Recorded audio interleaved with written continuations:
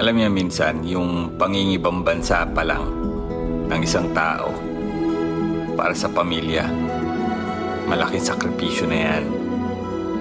Kahit hindi niya alam kung ano mangyayari sa kanya sa abroad, kung suswertihin ba yan, kung makakaipon ba yan, kung matutupad ba niya mga pangarap ninyo, sumusugal yan.